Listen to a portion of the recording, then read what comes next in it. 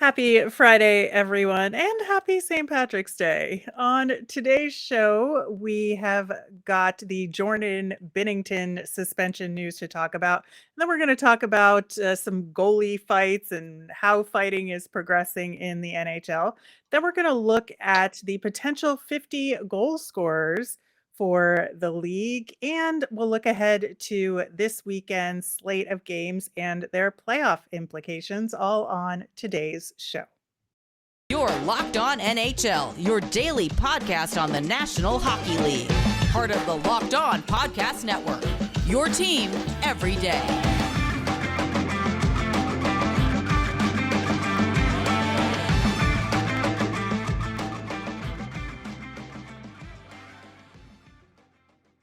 Welcome to Locked On NHL for Friday, March 17th. I am Rachel Donner from Locked On Flyers. I'm on Twitter at rmiriam.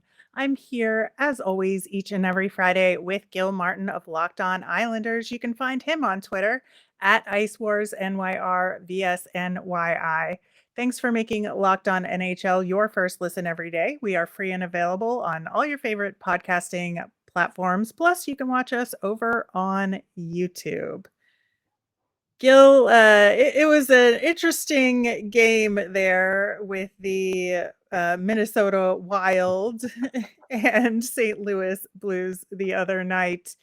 Jordan Binnington kind of got into it with Ryan Hartman, did not appreciate what was going on there, and punched him, which did not go well for him, both from a reputational perspective as well as a penalty perspective.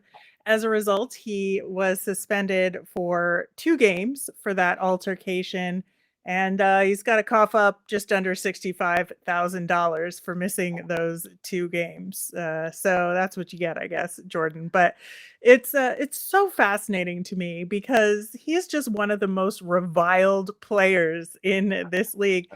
And everybody was just rooting for Marc-Andre Fleury to be able to fight him, and the refs prevented it from happening. And there was as somebody who does not like fighting in the game, I was still like, come on, just let him get one punch in.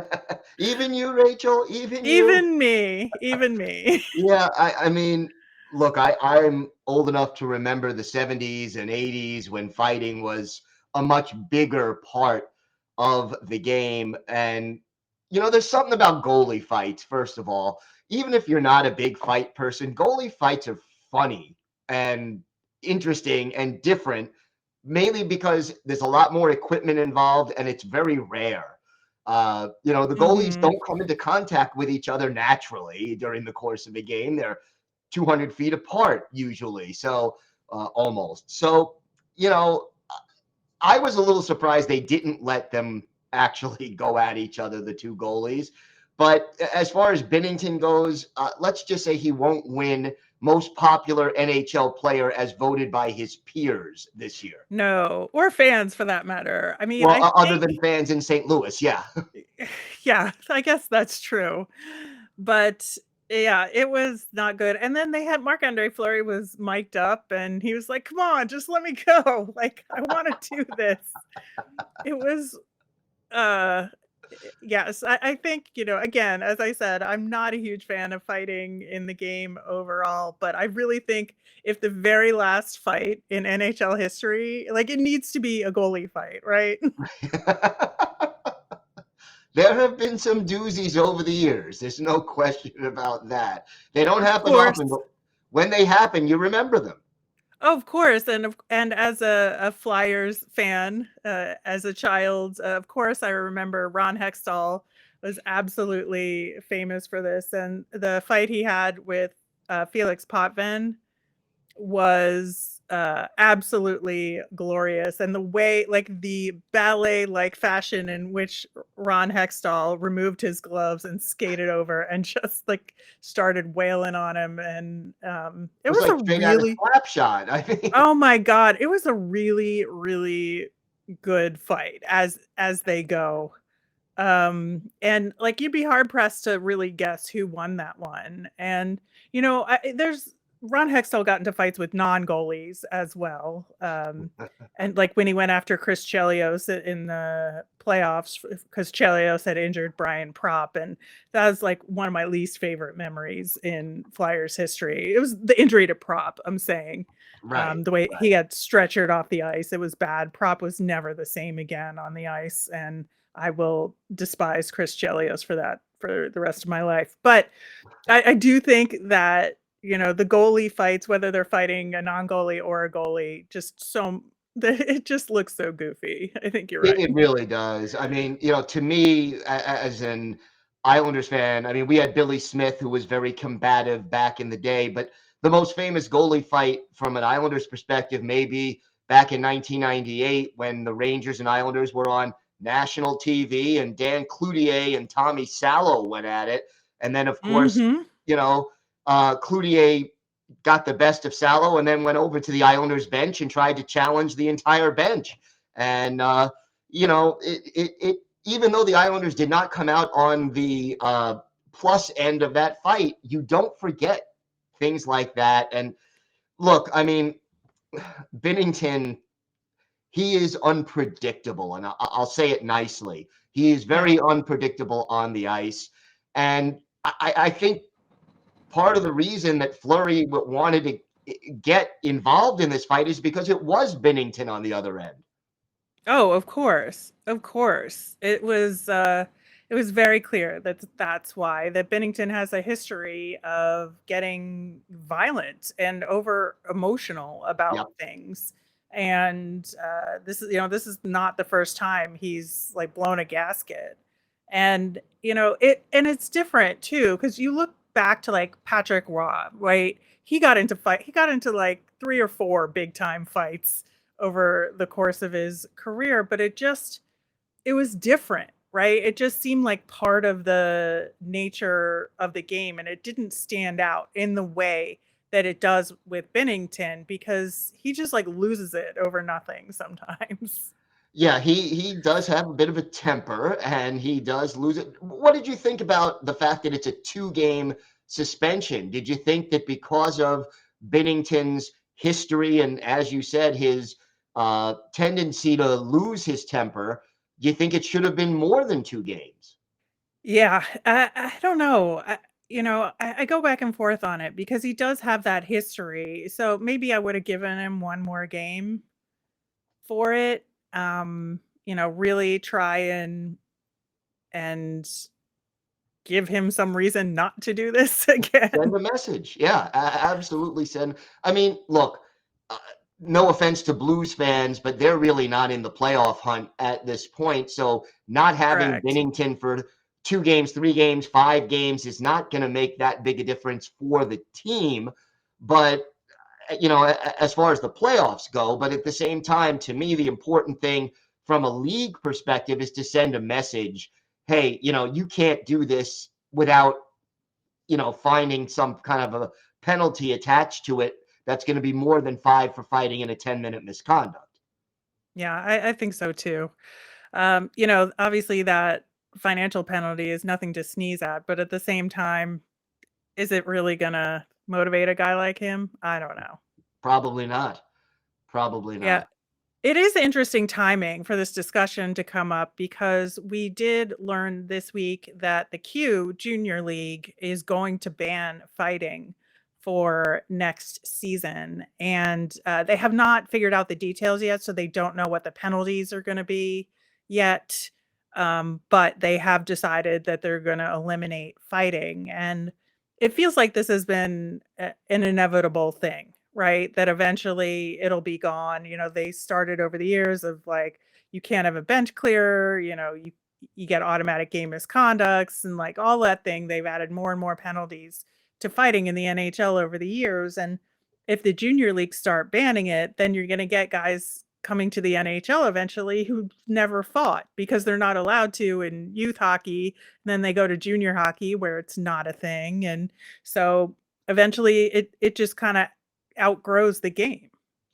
Yeah, and look, the Q has already done other things. They already had a 10-minute misconduct in addition to, since 2020, in addition to the 5-minute fighting major, and now there is literally 0.07 fights per game in the queue last season. So it's almost completely gone from hockey. And the other junior leagues, your OHL and your WHL, they have the 3-fight rule. So if you have more than 3 fights, there's a 2-game suspension for each additional fight. We're seeing fighting being phased out of junior hockey. And based on everything we know about concussions and the long-term ramifications of taking repeated blows to the head, you can more than understand why they would want to go in that direction. Yeah, absolutely. So, we'll see if there's a cascading effect in some of the other junior leagues and minor leagues and see how this issue progresses. But for now, we've got a suspension for Jordan Binnington. Up next, we are going to talk about the 50 goal scorers in the league so far and what is the potential for more. But first, today's episode is brought to you by FanDuel. We are now past the midway point of the NBA season, and this is the perfect time to download FanDuel, America's #1 sports book, because new customers get a no-sweat first bet up to $1,000. That's bonus bets back if your first bet doesn't win. Just download the FanDuel Sportsbook app. It's safe, secure, and super easy to use. And then you could bet on everything from the money line to point scorers and threes drained. And yeah, you can use your knowledge of the NHL on FanDuel as well. Plus, FanDuel lets you combine your bets for a chance at a bigger payout with a same game parlay. So don't miss this chance to get your no sweat first bet up to $1,000 in bonus bets when you go to FanDuel.com/locked on. That's FanDuel.com/locked on to learn more. Make every moment more with FanDuel, an official sports betting partner of the NBA. All right, Gil. So looking at the NHL leaderboard in stats right now, we have a 50 goal scorer in one Connor McDavid. He's got 56 so far as of recording. And interestingly, he was not one of the 50 goal scorers last season, and we had 4 of them last year: Austin Matthews, Leon Draisaitl, Chris Kreider, and Alex Ovechkin, who was exactly at 50 goals last season in the regular season. And, we've got somewhere between 12 to 16 games remaining for all of the different teams out there, and a lot of other guys who could hit that 50 goal mark. And, the guy in the number 2 slot is David Pastrnak, and he's at 46 right now. I would have to think that in the games left for Boston, he could hit that 50 goal mark. Yeah, I mean, he needs 4 more in what? They have 16 games remaining, 15, 16 games remaining on their schedule. So, yeah, I think based on his pace, assuming he stays healthy, Pasta's looking like a pretty strong candidate to join Connor McDavid in the 50-goal club. Yeah, I think so. And if you look at, the other numbers for the other players, we could conceivably have more than 4 that Yeah. we did last season. And so you have Mikko Rantanen and Leon Draisaitl at 44, also with really good potential to hit that 50 goal mark. Yeah, and obviously with Draisaitl, having his teammate already get there, that probably gives him a little bit more incentive to join McDavid. And those two are also often on the ice together during the power play, so that helps both of them. And I mean, Draisaitl has 27 power play goals as of the time we're recording. You get him out there with the extra attacker, he is lethal. And Edmonton's offense is high powered. I think he's a very strong candidate to get to that 50 goal mark. Yeah, and he's already got 100 points on the season as well. And so you got to think he's looking at that number 50 in the distance and wanting to get there, and his teammates are going to want him to get there. I'm like wondering if there's some sort of performance incentive for him to get there. Um, in his contract now that we're talking about it. But I do think that, that Leon Draisaitl is the next most likely to get to that point. I would put him above Rantanen in the possibility. I'm not negating the chances that Rantanen could get there too, but it just seems like there's more potential there. Yeah, I mean, I think the other thing, well, both Edmonton and Colorado have very, very deep and talented rosters. The injuries in Colorado probably affected Rantanen in one way or another. It may have actually given him more chances to score as one of the better weapons who stayed healthy. So there is that. But Colorado, they need points. They're struggling for trying to figure out playoff positioning. So they're going to be relying on Rantanen a lot, and I think he will get a pretty good chance of getting 6 more goals in the last 15 or so games. Yeah, and another interesting guy on this list that's close to the 50 goal point is Braden Point. And if you look at his last 5 games as of our recording here, he had a couple 2-goal games in that bunch. One against Chicago, a weaker team, and one against Vegas, a pretty tough team. And he walked away with 3 points overall in that game. And, he is definitely a guy for Tampa that steps up late in the season a lot. And, he has a really great playoff reputation. So I know this is regular season points, but it feels like toward the end of the season is when he, kicks it up a notch. And I feel like he's going to be a huge part of Tampa, battling their way at the end of this season. I would not count him out. He's at 43 right now. He is. So he needs 7 goals in his last 14 games. That's a goal every other game to get to 50 even. I would say he's probably got, in my mind, around a 50-50 chance of getting there. Yeah, and then so that would be 5. If all of those guys get there, that would be 1 more than last season. There's a few guys that are further away that I think are long shots at this point, but again, you never know. And I would say Jason Robertson in particular on Dallas, he's sitting at 39 as of recording, and he, I think, has the potential to have a couple of games. He could throw a hat trick in there if he wants. And, Tage Thompson can too, but I feel like Buffalo's in a different situation as Dallas, and Buffalo isn't clicking as much. And so I would say that Jason Robertson would be the long shot that I would give the best chance to. I wonder about this, and I wanted to hear your take on it. A team like Dallas, which is fighting for playoff position and battling for first place and really in the thick of a race, do they have a better chance of getting Robertson the 50 because they're relying on him and they're in clutch situations? Or, a team like the Sabres, which, they've been fading a little bit from the wild card race in the East.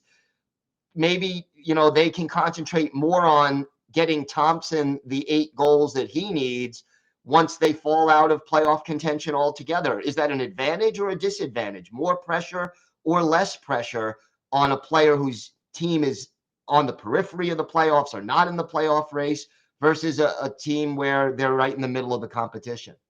Yeah, and Tage Thompson has had some incredible games over the course of this season, so wouldn't count him out. I feel like Jason Robertson has the bigger shot of those guys, but it does really come down to getting the opportunities to do it. Are they going to get power play time? Because that will help all of them Right. get there. But I'm curious who you think or what the total 50 goal scorer count will be at the end of this season. I am going to go with 5. I think we'll have 5. I don't think 6 is unrealistic, but I think the final number will be 5. How about you? Yeah, I think so too. I think, it's very possible that one of the current top 5 goal scorers doesn't get there, one of the long shots does. Right. But the chances of all 5 of those guys, or 4 more, I guess, at this point with McDavid over the threshold, that all 4 of those other guys get up to the 50 goal mark, and we get 2 um, of the long shots hitting it is much lower. So I think 5 is a good stable place to be at. Yeah, I think that makes sense. And then, just to give you an idea of how difficult it is to get to 50 goals, two players who are on the outside looking in right now, Alex Ovechkin and Jack Hughes. They both have 37 goals, so they need 13. I don't think either one of them are going to get it, but both of them missed maybe 5 or 6 games so far this Mhm. year for different reasons, whether it was injuries or in Ovechkin's case, the family member passing away. You have such a small margin for error to get to that 50 goal mark. Yeah, and it is a very thin line between having that chance and not, and so that's why I'm kind of like 5 sounds about right, but that would Yeah. still be more than last year, and in a year where it feels like the scoring is, I think, up but a little streakier. Overall, I think that would be a remarkable accomplishment for the league, especially when you have McDavid having this incredible season, the best season of his career so far. So people are kind of focused on that. And, we have um, Kucherov is on the verge of hitting that 100-point mark. So we could have 3 guys hit that 100-point mark for the season. So it should be down to the wire, I would think. Yeah, it should be, and it will make for some exciting things to watch as we head down the stretch here. Can't believe this season is a month away from being over. I know. Well, that is a very good segue, Gil, because we are going to talk about the games this weekend that will have playoff implications coming up next. All right, Gil, this is a fun weekend of hockey. And, each and every Friday, we take our last segment and highlight some of the games ahead that look to be a lot of fun or just interesting with these playoff implications. And I think for me, there's really only 2 games on Friday tonight that I'm focused on, and that's Carolina at Toronto. And with Svechnikov out for the season with the ACL injury, that is a huge blow to the Canes and their playoff hopes. I think, a lot of people think that Carolina is one of the few teams that could maybe challenge Boston in the East. And, while they're still an amazing team, don't get me wrong, I think that just gives you a little bit of pause to say that they can for sure. Yeah, and it's funny if this happens a week before the trade deadline, how different could things have been rather than Hmm. it happening a week or two after the trade deadline? Because now Carolina cannot bring in someone to replace Svech, and it'll be tough for them. But they have the last month of the season to try to figure out how to best deal with this injury and try to overcome it, and maybe they have to change their style of hockey a little bit in order to adjust. We'll see what they're able to come up with. And, tough game in Toronto on a Friday night. Yeah, and obviously Toronto always has something to prove against top teams, and so I think this should be an excellent environment in Toronto for this one. The other game on Friday is Columbus at Anaheim. Man, the tankathon stakes are high in this one. Yeah, this is certainly the two teams that are tanking for Bedard, and we'll see which one of them. You know, I would think neither team wants this game to go to overtime. Let's just No, put it that way. that is true. That is absolutely true. Looking ahead to Saturday's games, so many fun ones, definitely with playoff implications. I want to talk about the Nashville Predators because they are making an end of the season push to hit the playoff mark. They played last night, and we don't know the outcome of that game as of recording, but they have a back to back on Saturday and Sunday. And so Saturday they're playing the Winnipeg Jets. Sunday, they're playing the New York Rangers, and the Saturday game, especially huge playoff implications because, as of recording, Winnipeg is in the 2 slot for the wild card, and Nashville is trying to overtake them.